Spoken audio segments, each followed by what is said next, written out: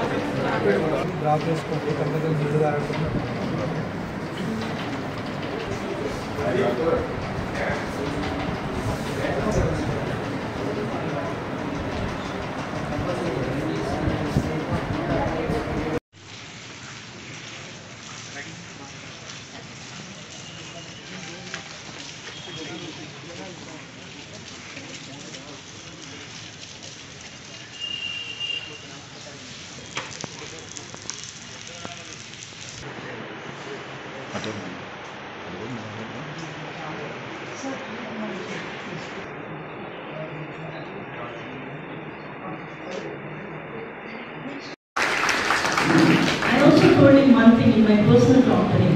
Do not utter one word of panic with any staff.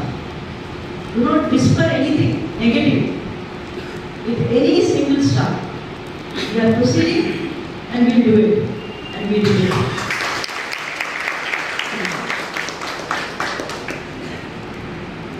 I heard the request of our President, in particular SC/ST Court, JFCM Court, Principal District and Session Judge Court, and Principal Junior Civil Judge Court, Mehboobabaad.